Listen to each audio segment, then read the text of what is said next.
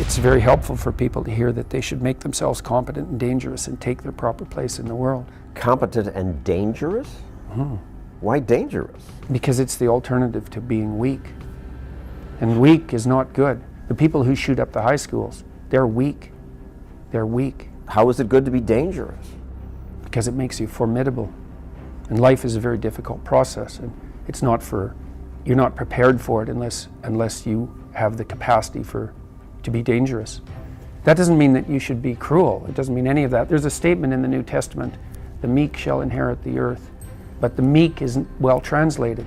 It means something more like those who have swords and know how to use them but keep them sheathed will inherit the world. That's a way better way of thinking about it. You have to be powerful and formidable and then peaceful, in that order, right? And that's not the same as being naive and weak and harmless, which is what young men are being encouraged to be. It's like, that's a very bad idea. It's a very bad idea, because naive, weak, and harmless means that you can't withstand the tragedies of life. You can't bear any responsibility. You'll end up bitter. And when you get bitter, then you get dangerous. But one thing I'm not getting, there's a big difference between letting people do something for themselves and saying men should be dangerous. By dangerous, that implies I should be ready to threaten someone, to hurt somebody. No, you should be capable of it. But that doesn't mean you should use it. There's nothing to you otherwise. Like, if you're not a formidable force, there's no morality in your self-control. If you're incapable of violence, not being violent isn't a virtue. People who teach martial arts know this full well, right? If you learn a martial art, you learn to be dangerous, but simultaneously you learn to control it. Both of those come together. And the combination of that capacity for danger and the capacity for control is what brings about the virtue. Otherwise, you confuse weakness with moral virtue. I'm harmless, therefore I'm good. It's like, no, that isn't how it works. That isn't how it works at all. If you're harmless, you're just weak. And if you're weak, you're not going to be good. You can't be, because it takes strength to be good. It's very difficult to be good. And this is part of the reason that I'm an admirer of Carl Jung, because Jung makes it very clear that, see, he was very interested in the barriers to enlightenment. Because if there's such a thing as being enlightened, let's say, then why isn't everyone enlightened? If it's just a matter of taking the glorious route and following your bliss, let's say, it's like, well, that sounds pretty easy. Why isn't everyone enlightened?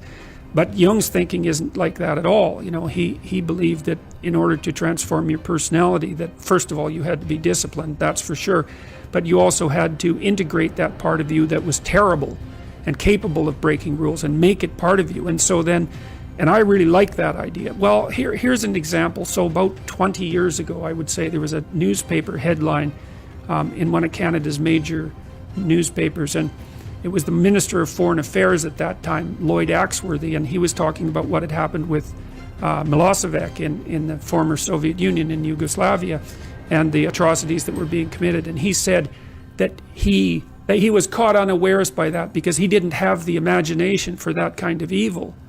And I thought, well, you know, you think that what you're doing is signaling your virtue by making a statement like that, but from my perspective, all you're doing is stating your cowardice and your historical ignorance, because if you're going to be Minister of Foreign Affairs, you bloody well better have imagination for that kind of evil, because if you don't, then anyone who does wins. They beat you.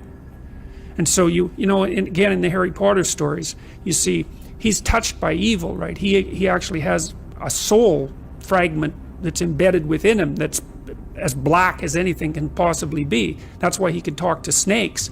But without that, he wouldn't be able to have any victory. And that's exactly right psychologically. Unless you can think the way that an evil person thinks, then you're defenseless against them, because they'll go places you can't imagine, and then they win. And so the best men I've met, it was interesting even when I was in junior high and high school, because most of my friends dropped out, you know, by the time they were grade 10, thereabouts. And a lot of them were guys who developed physically. They're pretty powerful, and they're just damn sick of putting up their hand to go to the bathroom. It's like, you know, they're not doing that anymore. One of my friends got kicked out when he sort of challenged the gym teacher, you know, physically. And the gym teacher, he could do an iron cross. He was a tough guy, and so it was no trivial matter for my friend to stand up to him, but he got expelled anyways. But, you know, I noticed that it wasn't, it was often the kids whose character I admired that either quit or got expelled, and they were the tougher guys who were just sick and tired of following rules that didn't take into account their character, and then they'd go off and work in the oil rigs or whatever. And you could do that in Alberta at that time. And that was really hard work, you know. So it wasn't like they were necessarily taking the easy path. But like, a harmless man is not a good man. A good man is a very, very dangerous man who has that under voluntary control. And you know, you also see that like one of the central female stories, let's say, if the hero archetype is the central male story, there are variants of hero archetypes that are relevant to women, and one of them is Beauty and the Beast. And you know, Beauty isn't interested in the guy who isn't the beast. She's interested in the guy who's the beast, and that's exactly right. But she's interested in the guy who's the beast that can be civilized and disciplined, right, and who can use that in the service, well, let's say, of a family. We're built to walk uphill, and when you reach the pinnacle of the hill, you want to stop and appreciate the vision, but the next thing you want is a higher hill in the distance, because it's the uphill climb that it's from the uphill climb that we derive our value, and I mean this technically. So almost all the positive emotion we feel, especially the emotion that fills us with enthusiasm, and that's to be filled with the Spirit of God, by the way, because that's what enthusiasm means. That's experienced in relationship to a goal. And so in some sense, and this is part of the religious enterprise, you want a goal that you can never attain, right? So you can always move closer to the goal that recedes as you move towards it. You think, well, that's frustrating. It's like Sisyphus pushing the rock uphill.